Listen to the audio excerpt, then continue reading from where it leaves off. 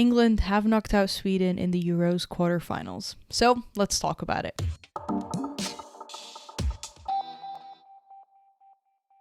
Well, that was quite the matchup. That was one hell of a quarterfinals game. It looked like it was going one way for 78 minutes of the game as Sweden was 2-0 up. England managed a comeback, quite the comeback, in just under 105 seconds. So in just under 2 minutes, with 2 goals back to back. And just like that, all of a sudden, it's 2-2. We go to extra time. It's looking one way again. It looks like Sweden's getting the best out of it. And then the penalty shootout. I mean, I'm just going to roll a really quick audio clip of how Sarina Wiegman summed it, because I think she summed it out perfectly. Then of course, then we scored 2 goals, and so that was crazy already. Then we go into extra time. Some players injured, some cramp, Hannah, blood and all over the place, and then we go into penalty shootout, and then we miss a lot, but they miss even more, and then we're through. Are you okay? I need to decompress, I think. Now, she obviously simplified it and maybe didn't even showcase how dramatic it was, but I think there's a lot of takeaways and there's a lot of analysis that one can learn and take away from this game. It certainly wasn't as simple as that, but there's definitely a lot of takeaways and just learnings that one can take from this game. There's no reason that game should have gone over 90 minutes. There's no reason that Sweden should have let a 2-0 lead slip. There's no reason Sweden should have lost those penalties. Sweden beat themselves this game, and England took full advantage of that. There's a few decisions and changes that Sarina Wiegman took across the game that really altered just the way everything played out and the certain patterns and how momentum was shifting. But I think Sweden, go back home obviously absolutely devastated. But I think there's going to be a lot of replaying that's going through their head of some of the chances that they missed, some of the patterns that they did not change and they didn't sort of adapt to what England was changing.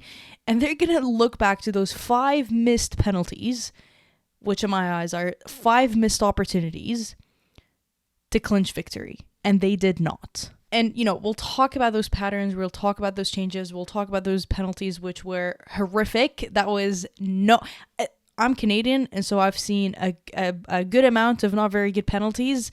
And that was one of the most shocking penalty shootouts that I've seen, but simultaneously one of the best.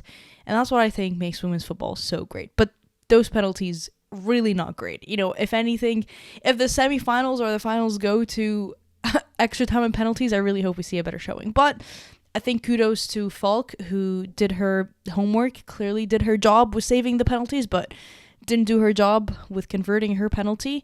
I still don't think it was the best decision to have her take that 5th indecisive off-end penalty. But again, we'll talk about the penalties in just a moment. But I think we need to talk about how Camilla Holmberg should have not been on the pitch and should have not been the one to take that penalty. I think regardless of who you're supporting and regardless of who misses the penalty, often you can't help but feel some sort of sympathy, some sort of, heartbreak towards the person that misses that decisive penalty. They're often captured still in their spot, head and face in their hands, and the opposition are swarming against them, celebrating. But I think it's just really tough for an 18-year-old to now have to do that. So for one, I hope she has the right support around her, but she should have not been on the pitch. During extra time, Russo had a breakout chance, and if it wasn't for Holmberg's, last final stretch to block that shock, things could have looked a little bit differently. Once she made that clearance, she was clearly limping off. She had pulled some sort of muscle. She was walking towards the dugout, and when that halftime and extra time was made, she sat in that dugout. She was under the impression that she was coming off. She saw Amanda Nilden, who is another defender, coming on, and so I think it looked like that she understood that she was coming off. Obviously, she was limping and she was dealing with some sort of injury that was bothering her after that clearance. Here's this defender on her team that is coming on. But it turned out that Nilden wasn't actually coming on for Holmberg, but she was coming on for Joanna Andersson, who was playing as left back. And so, they started that second half of extra time with a player down. Everybody's yelling, Holmberg, come on. X, Y, and Z. So clearly she was under the impression that she was going to be subbed out.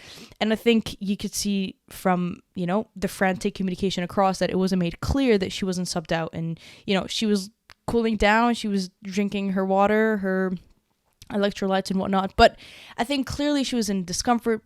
She was not in a good position to continue playing that game. And then you just have to feel bad for her because not only was she should have been subbed out because she was dealing with an injury, she should have not been in that position to take a penalty the way that she did. And so, but let's go back to the start of the game, because this game had, could you imagine, like a really long series, and each part of the game was an episode that just had a different shift about it.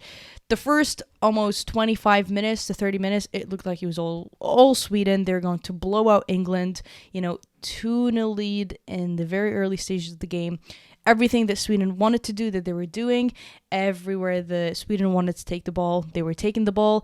They were attacking on that right flank, which is where Jess Carter was at the beginning stages of the game. 47 of their chances came from that section of the field, so they were clearly targeting that area, and they wanted to generate the most amount of threat from that area. Their midfield was just all over England's midfield. They won more duels in the midfield area than England did this entire game, but specifically in the opening stages of the game.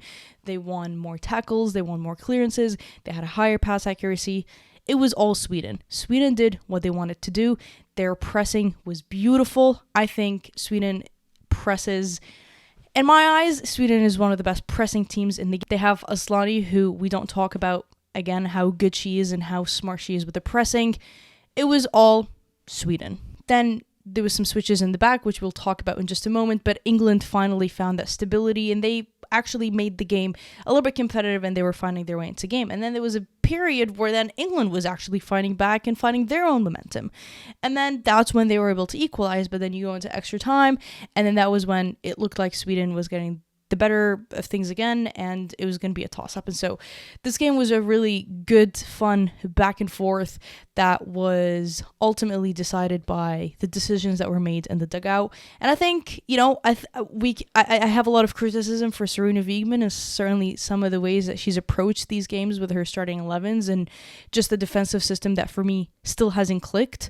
But I think you also have to give her, a chapeau for the substitutions that she made, and that wasn't the case, unfortunately, in Sweden's dugout. When the first whistle went on, England seemed a little bit unprepared, and particularly in the back. I think Jess Carter looked very nervous. She looked very sluggish. She was conceding possession. She was losing the defender. She was unable to track the runners. If Stina Blackstenius was giving her just so many issues. Asllani as well. Carter did not look like she was having a good time in that first half. And obviously when they conceded 2, the first things that Sarina Wiegman wanted to do, or did, was switched Leah Williamson and Jess Carter in the back. So initially, Jess Carter started on that right side, which is what Asllani was finding a lot of joy in. But then she switched it over to the left side, where I think what it was is that she had a little bit more support with Lucy Bronze. Regardless, Lucy Bronze had her own moments in the game. An absolute beast on the pitch, just does not give up. But that was the first and I think the biggest change that Sarina Wiegman did to sort of hold back and say, okay, we cannot concede anymore. 2 is already not great enough, but 3, that's a really big hill to have to climb behind. And so when they did that, the midfield started to work a little bit better with that back line. Leah Williamson was able to build from behind, which is what England initially wanted to do. At the start, there was such huge disconnect between that back line and the midfield. And so when they switched things up, Jess Carter, I think, got a little bit more comfortable with her defending, and then Leah Williamson was able to pick up some of those pieces and build from the back. Regardless, they still seemed a little bit shaky, but certainly not compared to how they started the game. Now, when they did that, Sweden didn't really change their pressing patterns, which, for one, I think was... And when they did that, it was odd to see that Sweden didn't change their pressing patterns. They still targeted Carter pretty heavily, but in terms of how they balanced their pressing, it remained exactly the same. And, I think some of the reasons that I can think of is, one, they just got really comfortable with the 2-0 lead, and maybe they didn't think of switching up the patterns. They thought as is already causing trouble, or they just didn't see that there was a need to switch those patterns. Regardless, I think they could have caused more trouble to England had they changed some of their pressing patterns, but they kept it as is, and I wonder if that's something that they regret, afterwards. But for Jess Carter, so far, it hasn't been the best tournament. She had to be, subbed out afterwards for Esme Morgan. But even when you look at the start of the tournament, she started the tournament as a left back, and then during the games, she had to switch with Alex Greenwood, and again, start one way, switch another way, and then eventually get subbed out. So I don't think Jess Carter is having a very good tournament for whatever reason that might be. And I think, when you look at the defensive options that England have, I just cannot understand why Maya Le Tissier, who has had a fantastic season with United, is not getting an opportunity at centre back.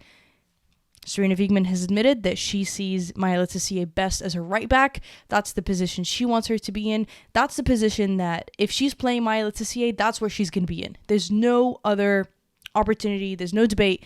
That's just how Sarina Wiegman sees it. And, we're not Sarina Wiegman. I'm not in the training pitch. I don't see what they're doing. But it's such a mind scratcher to see how good Le Tissier has been last season and her not getting the opportunity. It just, if I was Le Tissier, I'd honestly be so frustrated. But she's a professional and I'm not. And I think that's for me what's been so frustrating about England. And I talked about this in my episode with Rich in the preview, is that they've been leaky, they've been inconsistent, and they've been patchy. And they remain to be that, okay? That hasn't changed. Despite them winning, that has not changed in my eyes. They went into this Euros without enough experimenting against high-level opposition with switching back the back line, right? They've conceded. Like I mentioned, they've been leaky. I pulled up some of those numbers earlier, again, with my chat with Rich. They just have not looked as good in the back. And Sweden had that completely figured out. Like, they didn't even, they had their homework done before they stepped onto the pitch.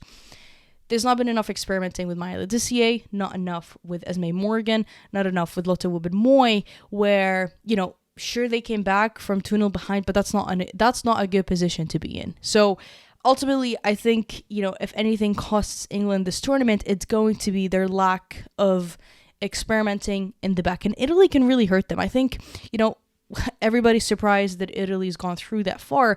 I'm personally not. I had them going through it against Norway. And I think they'll have a competitive game against England. I don't think it's going to be as easy as some are making it seem, or as big of a blowout as some of the odds are making it seem. Italy have really fast, strong, very intelligent, sort of confident attacking set of players that can hurt that backline if nothing changes. And so it'll be interesting to see how that happens, but clearly the decisions that Wiegman has been doing in the back is to hide Carter's weaknesses, which the opposition is very aware as of right now. And so that switch up obviously provided a little bit more stability in the back. It provided more stability in the midfield. Despite that, Bjorn was having a really good time against Russo. Generally, I thought still Sweden was the better team. Even going up to the, almost 70th minute, England were having their chances, but Sweden was still the better team. They had sort of slowed down that pressure and that press, probably because they got a little bit tired and just tired out. And again, I think they got a sense of being comfortable, which shouldn't have happened. But, Sarina did the right decisions earlier. And again, I think perhaps there could have been some criticism about the substitutions after halftime with no halftime substitutions. But I think the way that things planned out, you can't really criticize it.